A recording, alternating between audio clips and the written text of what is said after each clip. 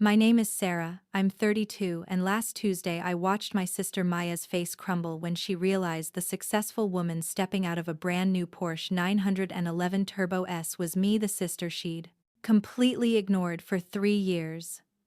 The same sister whose wedding invitation she threw in the trash without opening.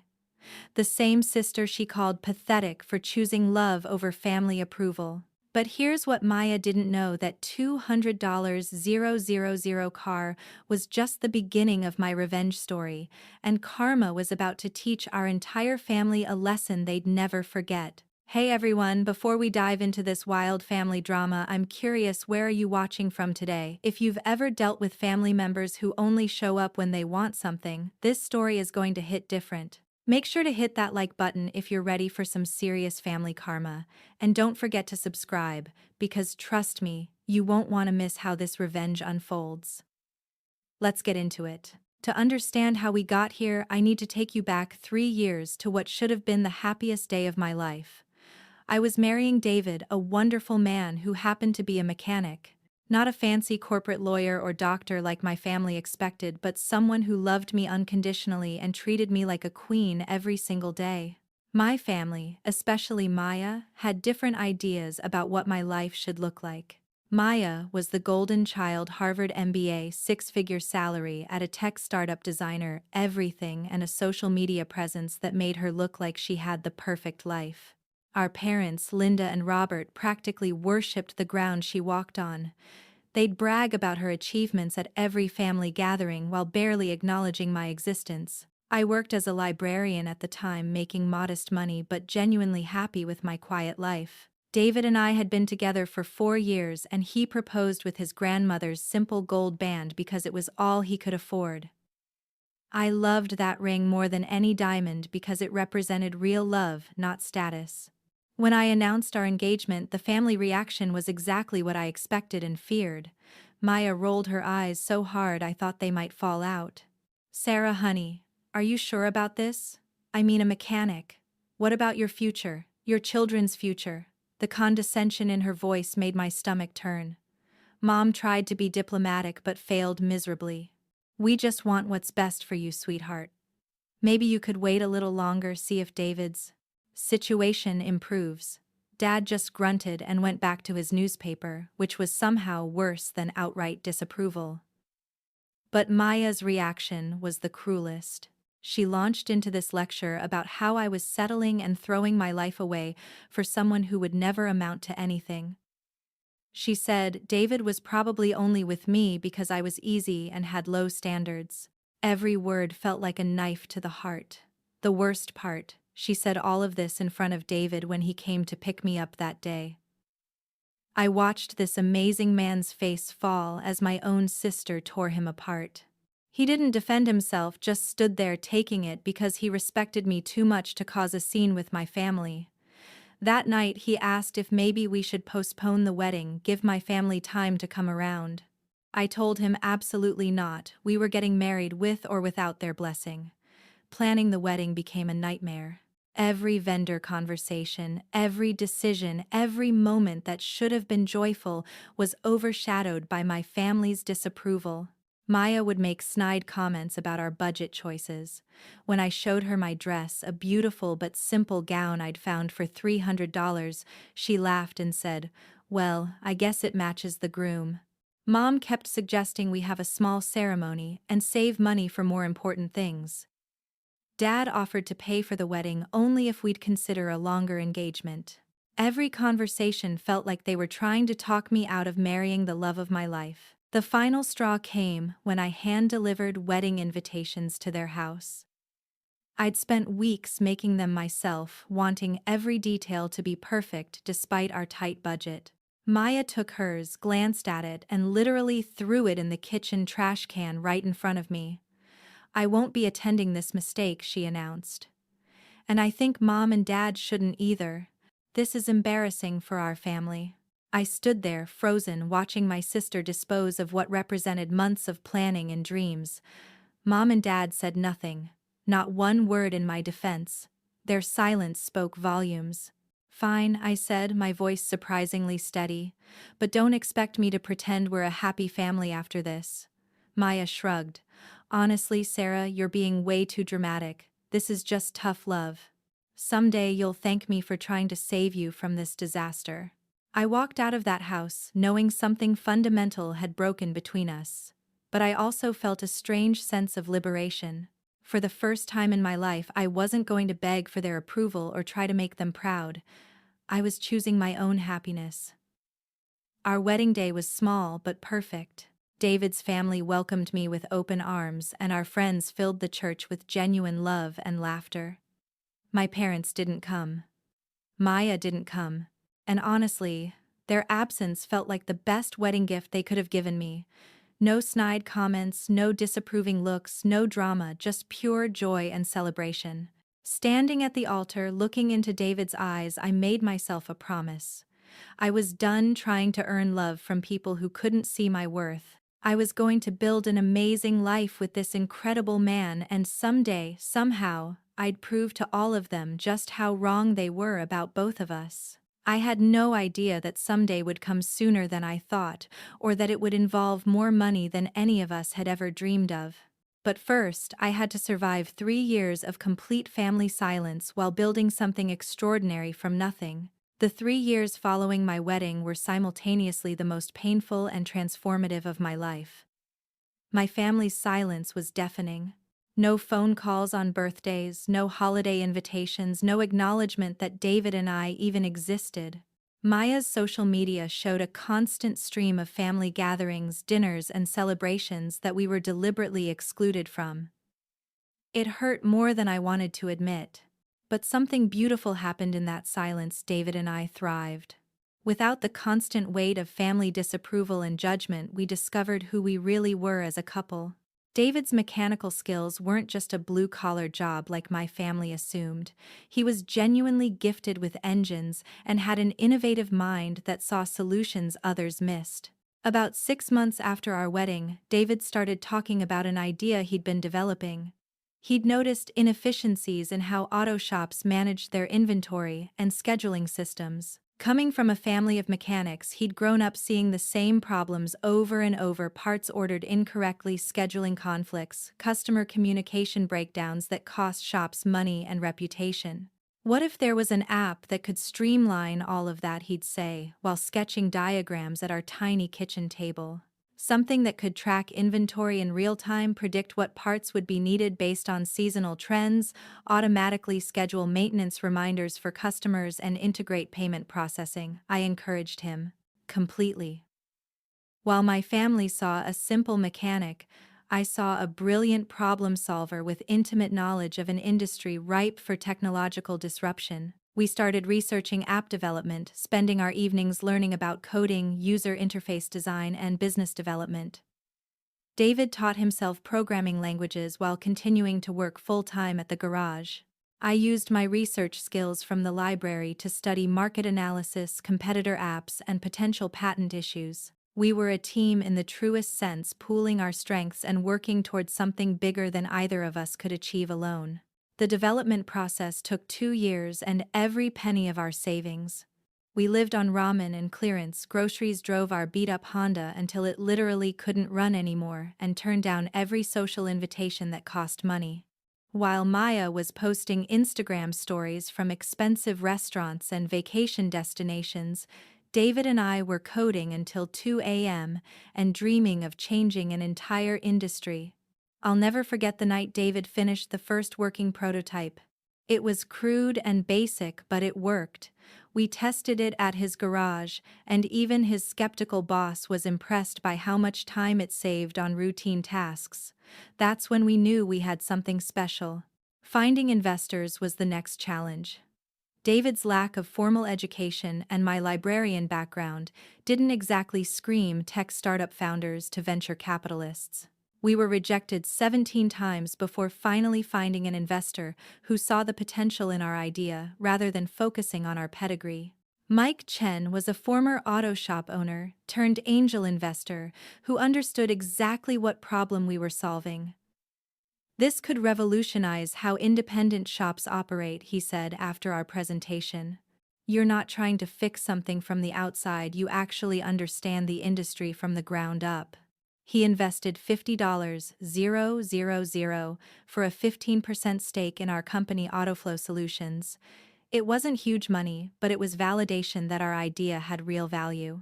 More importantly, Mike connected us with developers who could help us scale the app and a marketing team that understood our target market.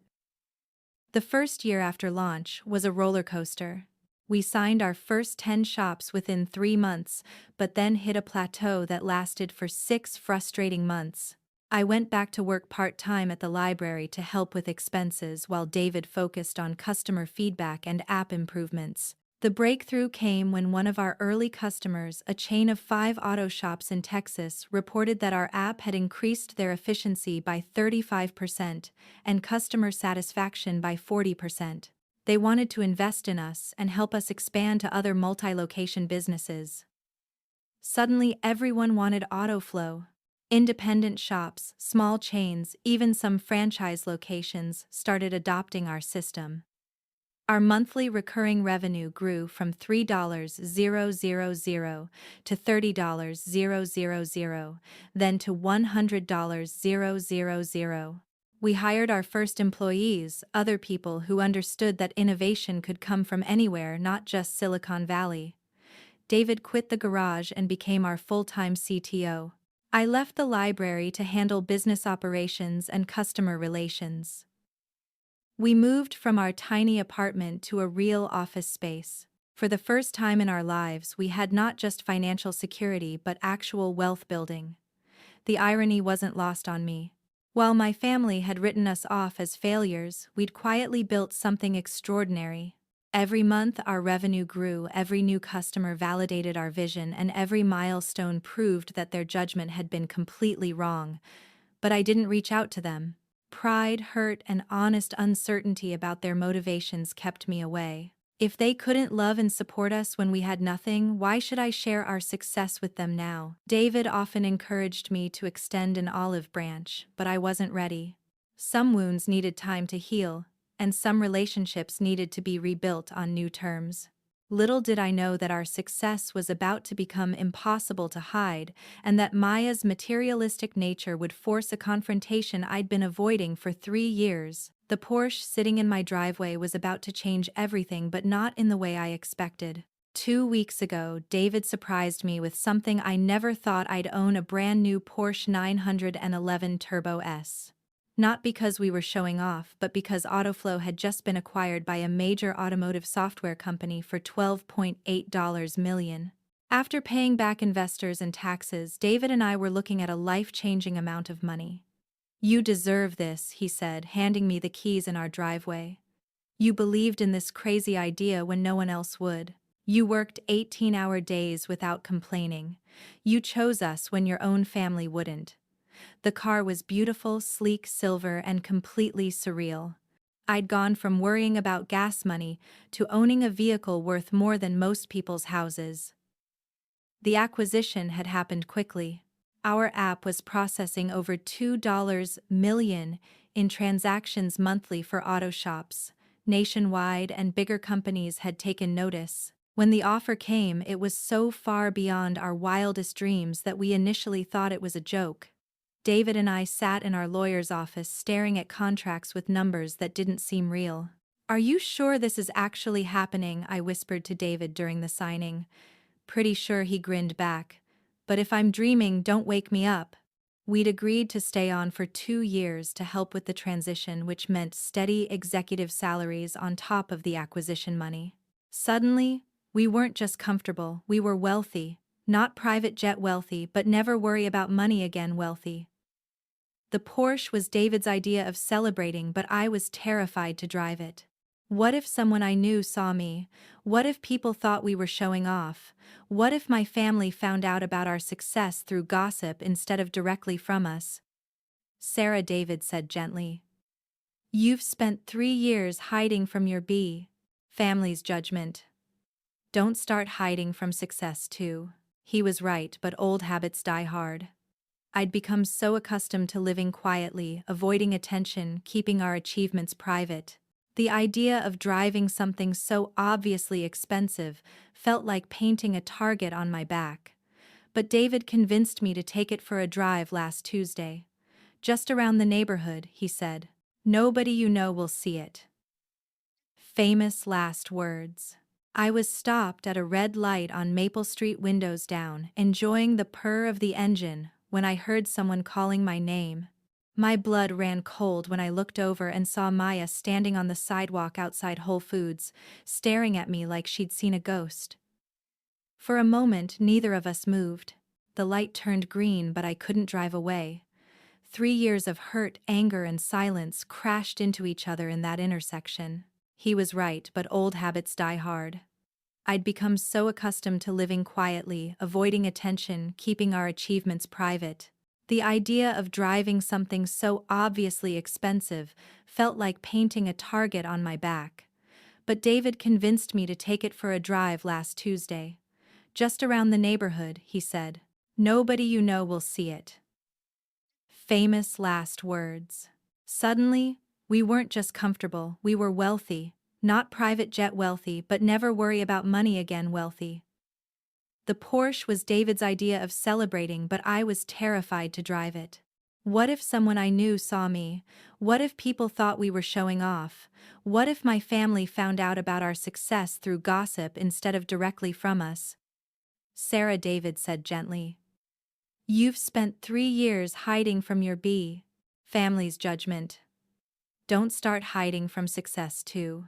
She trailed off, probably realizing that asking about my finances might not be the best opening gambit after 3 years of silence. We stood there awkwardly for several minutes. I could see her mind working, trying to reconcile the successful woman in the luxury car with the pathetic sister she'd dismissed. Finally, she cleared her throat. Look, Sarah, I know things got complicated around your wedding. Maybe I was a little harsh. A little harsh. This is your car, she asked, running her fingers along the hood. This is a Porsche 911. These cost like 200,000, I finished quietly. Her face went through about 5 different expressions. Surprise, confusion, calculation, and then something that looked almost like panic. The Maya I remembered would have immediately demanded to know how I could afford such a car. This Maya seemed genuinely speechless. Wow. I mean, how? By cutting me out of the family completely. It wasn't supposed to be forever, she said defensively. I thought you'd come to your senses, get divorced, and we could move on. The casual cruelty of that statement hit me like a physical blow. She'd actually expected my marriage to fail. She'd been waiting for me to crawl back, admit I was wrong, and beg for their approval again. So what changed? I asked. Why are you talking to me now? Maya gestured awkwardly at the car. I mean, clearly things have worked out for you. Maybe I misjudged the situation.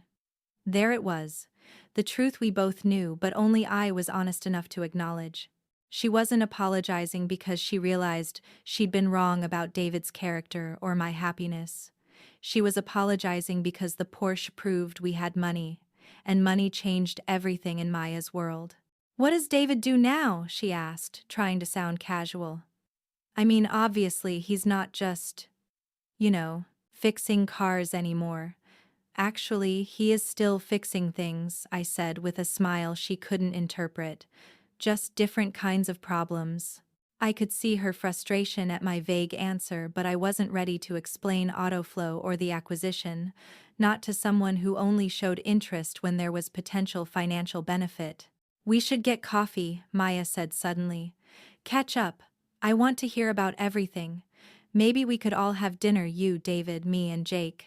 Jake was her fiancé, someone I'd never met because I hadn't been invited to their engagement party. I'll think about it, I said, getting back into the car. As I drove away, I saw Maya in my rearview mirror standing on the sidewalk with her phone already out, probably texting our parents about this unexpected encounter. Here's what I need you to understand, this moment could have gone 2 ways. I could have been the bigger person, accepted her shallow apology, and welcomed my family back into my life, now that we'd proven ourselves financially worthy of their attention. Or I could remember every cruel word, every deliberate slight, every moment they made David feel small and unwanted.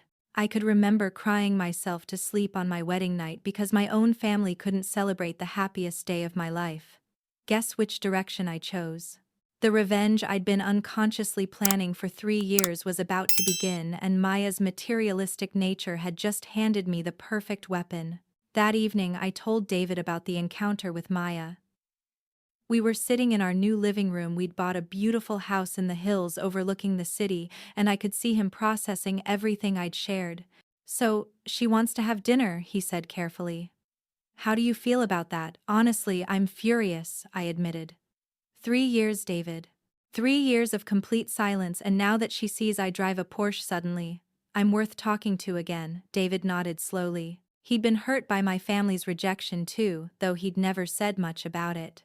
I knew their words had affected him more than he let on, especially Maya's cruel comments about him never amounting to anything. "What do you want to do?" he asked. That's when the plan started forming in my mind. Maya valued appearances above everything else. She cared about status, wealth, and how things looked to others. If she wanted back into my life because of money, then I'd give her exactly what she was looking for, but with a twist she'd never see coming. "I want to have that dinner," I said slowly. "But on our terms." Over the next few days, Maya bombarded me with texts. She'd clearly told our parents about seeing me because suddenly my phone was buzzing with messages from family members who hadn't spoken to me in 3 years. "Mom, Maya told us she saw you. We'd love to catch up soon." "Dad, heard you're doing well. Maybe we could get together for lunch." Even my Aunt Carol, who'd made snide comments about my cheap wedding, was suddenly interested in reconnecting. But Maya's messages were the most revealing. "Found the perfect restaurant for dinner. It's where all the tech executives eat. Jake is so excited to meet you and David. He's always wanted to network with successful entrepreneurs. Should we invite Mom and Dad? They feel terrible about how things ended." Every message confirmed what I suspected. This wasn't about reconciliation or family love. This was about what my apparent success could do for them. I decided to play along, but with my own agenda. "Sure," I texted Maya back. "Let's do dinner Saturday at Chez Laurent." I chose the most expensive restaurant in the city, the kind of place where entrees started at $80 and wine bottles cost more than most people's weekly salary. "Perfect," she responded immediately. "Should I make a reservation for 6 you, David, me, Jake, Mom, and Dad? Actually, let's start small, just us 4. We have so much catching up to do."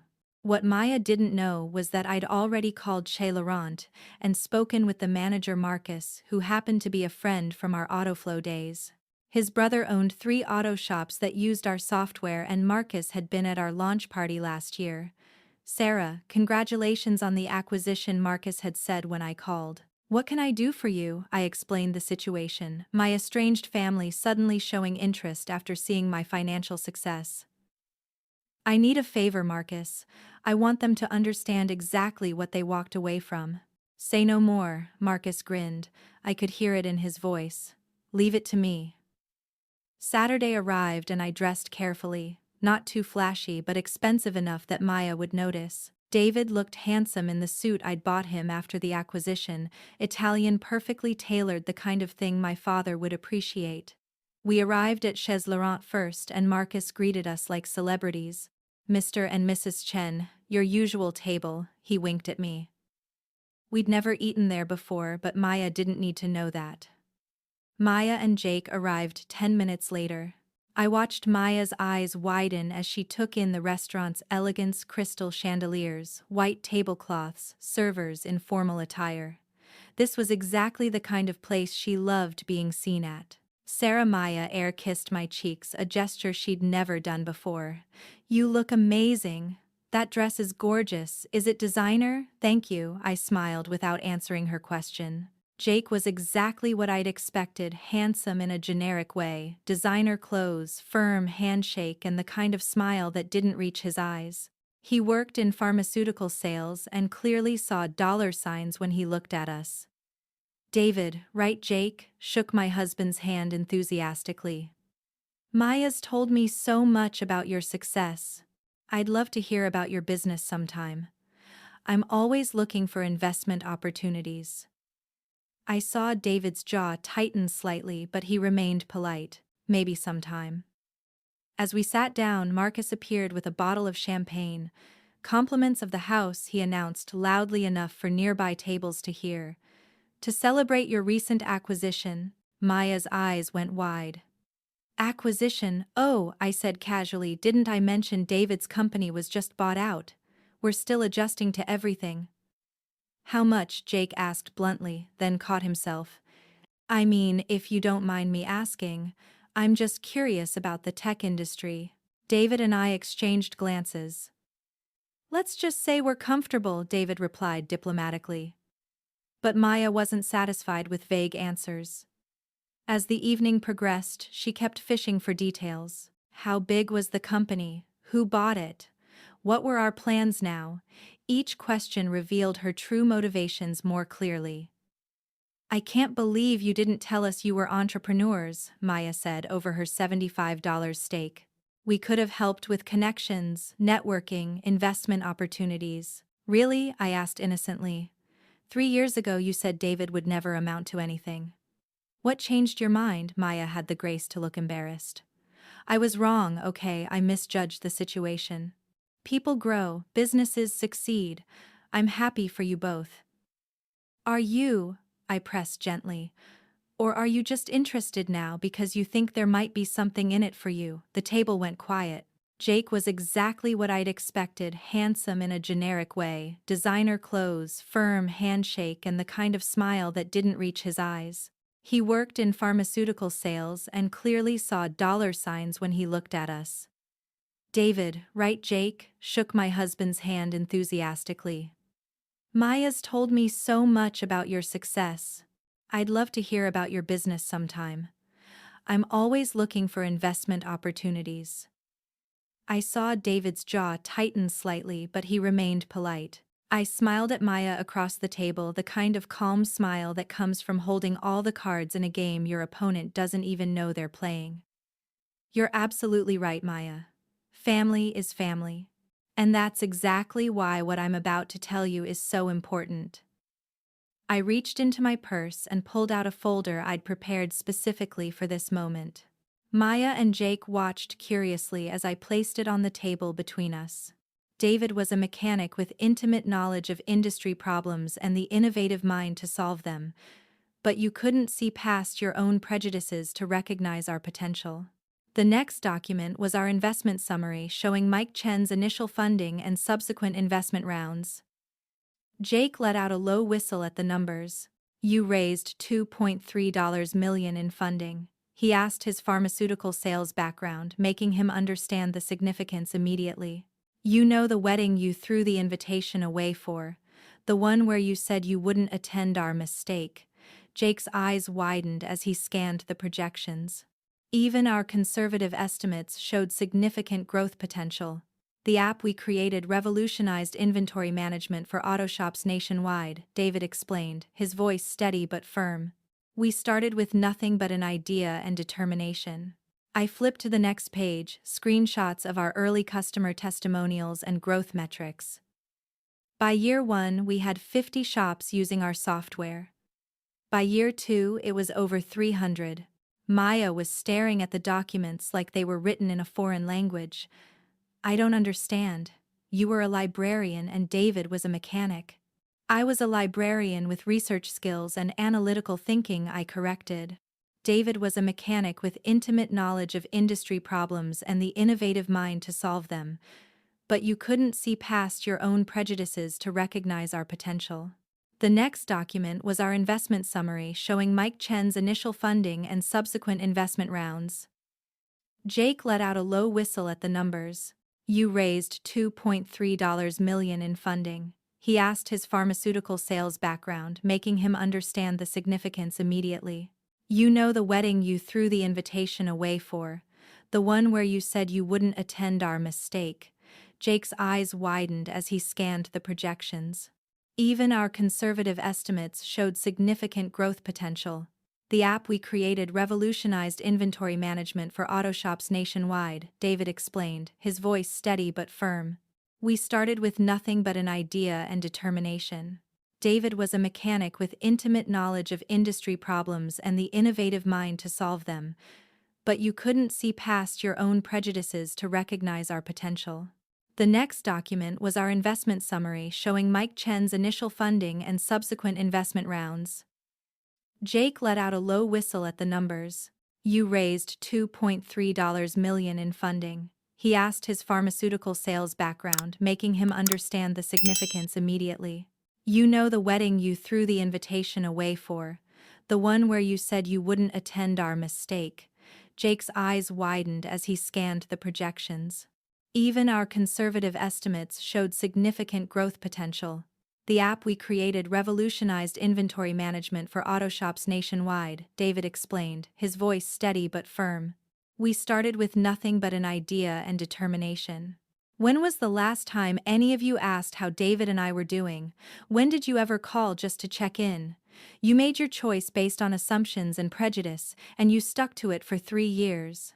Jake was frantically doing calculations on his phone. $8 million, he muttered. In 3 years.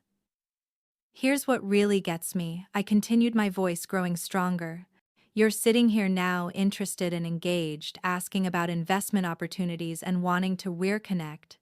But where were you when we were eating ramen every night to save money for app development? Where were you? When David was working 16-hour days coding after his mechanic shifts? Where were you when I was having panic attacks about whether we'd made a terrible mistake? Maya tried to interrupt, but I wasn't finished. You want to know why I chose this restaurant, Maya? Why I'm wearing this dress, driving that car, living in that house? It's not because I want to show off. It's because I wanted you to see exactly what you valued and exactly what you missed out on by valuing the wrong things. David squeezed my hand supportively. Sarah, he said gently. No, David. They need to hear this. I turned back to Maya. You threw away your relationship with your sister because her husband wasn't prestigious enough for your standards. You convinced our parents to skip my wedding because it was embarrassing for the family. You wrote us off as failures without giving us a chance to prove ourselves. Tears were starting in Maya's eyes, but I couldn't stop now. And now that you see the Porsche, now that you know about the money, suddenly you remember I exist. Suddenly you want family dinners and to catch up. Suddenly Jake wants to hear about investment opportunities. Sarah, please. Maya whispered. I was wrong. I know I was wrong. You weren't just wrong, Maya. You were cruel. You were calculating. And most importantly, you showed me exactly who you really are when things matter. I closed the folder and placed it back in my purse.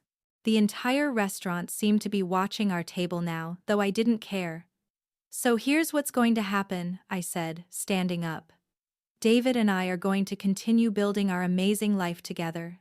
We're going to invest our money wisely, travel the world, maybe start a family when we're ready. And we're going to do all of that, surrounded by people who loved and supported us when we had nothing. Maya was crying now, mascara streaking down her cheeks. As for you and our parents and everyone else who suddenly wants back in, you can keep your fake apologies and your transparent motivations. Some mistakes don't get second chances, Maya. Some bridges once burned stay burned. David and I walked out of Chez Laurent that night, knowing we'd closed a chapter that needed closing. But the story wasn't over yet. The aftermath of that dinner was exactly what I expected and everything I needed. Maya called 17 times that weekend. She left voicemails crying, apologizing, begging for another chance. She sent texts promising she'd changed, claiming she never cared about money, insisting she just wanted her sister back. But here's the thing about people like Maya. When you strip away their performance, their true character shows. By Monday morning, the crying voicemails had turned into angry accusations. Suddenly, I was vindictive and holding grudges.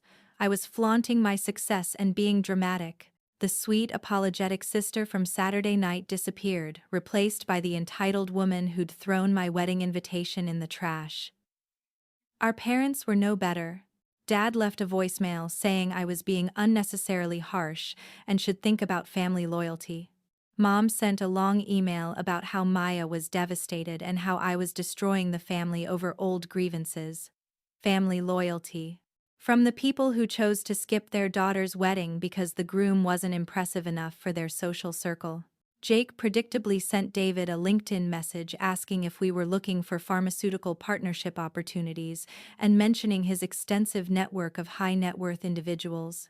Even after that disastrous dinner, he was still trying to find a way to benefit financially from our success. David and I blocked them all. But the real karma moment came 3 weeks later, when Maya showed up at our new house uninvited. I was in my home office when David called up that my sister was at the front door and she didn't look good. I found Maya standing in our circular driveway staring up at our house like she couldn't believe it was real. She'd lost weight, her usually perfect appearance was disheveled, and she had the desperate look of someone who'd finally realized what they'd thrown away. "Sarah, please," she said when she saw me. "I just need 5 minutes." "Maya, you're trespassing. I told you we were done. I lost my job," she blurted out. "The startup folded last month. Jake broke up with me last week when he found out I'm broke. I have nothing left and I need my family." For a moment I almost felt sorry for her. Almost. "You need your family now," I said quietly. "Where was that need for 3 years? Where was that family loyalty when I needed you?" "I know I messed up," she cried. "I know I was awful. But I'm your sister, Sarah. Doesn't that mean anything?" I looked at this woman who shared my DNA but had never shared my values, who'd taught me that love in our family was conditional on success and status, who'd only wanted me back when she thought I could benefit her somehow. "Maya," I said gently, "you taught me something very important. You taught me that being related to someone doesn't make them family. Family are the people who stand by you when you have nothing, who believe in your dreams even when they seem impossible, who celebrate your happiness even if they don't understand your choices." She was sobbing now, but I continued. "David's family became my real family 3 years ago. They welcomed me with open arms when you rejected me. They supported our business when you called it worthless. They celebrated our success because they celebrated us, not our bank account." "So this is it," Maya whispered. "You're really going to cut me out forever." "I'm not cutting you out, Maya. You cut yourself out 3 years ago. I'm just refusing to pretend that didn't happen now that it's convenient for you." I turned and walked back toward my house, then paused. "Maya, I hope you figure out what really matters in life. I hope you learn to value people for who they are, not what they can do for you. But I won't be part of that journey. You'll have to find your own way to become a better person." As I watched her drive away in her beat-up Honda, apparently the Lexus had been repossessed, I felt something I hadn't expected. Not satisfaction exactly, but peace. Closure. The knowledge that I'd stood up for myself and the man I loved, that I'd refused to let shallow, cruel people back into my life just because they'd experienced consequences for their choices. David found me on our back deck an hour later, looking out over the city lights. "How do you feel?" he asked, putting his arms around me. "Free," I said honestly. "For the first time in my life, completely free. We're expecting our first child in 6 months." David started a new company developing software for small businesses, and I'm consulting with startups on research and development strategies. We travel constantly, invest in causes we care about, and surround ourselves with people who knew us when we had nothing and loved us anyway. My real family, David's parents, siblings, cousins, and the chosen family we've built together will be at our baby shower next month. They'll spoil our child with the same unconditional love they showed us during those difficult early years. Maya still sends the occasional text, usually around holidays or when mutual acquaintances mention our continued success. I don't respond. Some bridges are meant to stay burned. Here's what I learned from this whole experience. Revenge isn't about making other people suffer. Real revenge is building such an amazing life that their absence becomes a gift rather than a punishment. It's surrounding yourself with people who see your worth before you prove it financially. It's choosing love over status, authenticity over approval, and character over cash. The best revenge is a life so full of genuine happiness that you forget why you needed revenge in the first place. So, tell me, have you ever had family members who only showed up when you had something they wanted? How did you handle people who judged your choices based on appearances rather than character? I'd love to hear your stories in the comments below. And if this story resonated with you, please hit that like button and subscribe for more real-life karma stories.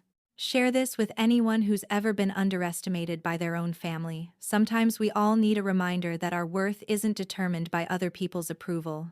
Thank you for listening to my story, and remember, the people who matter will love you when you have nothing. Everyone else is just showing you who they really are. Choose your family wisely, whether they share your blood or not.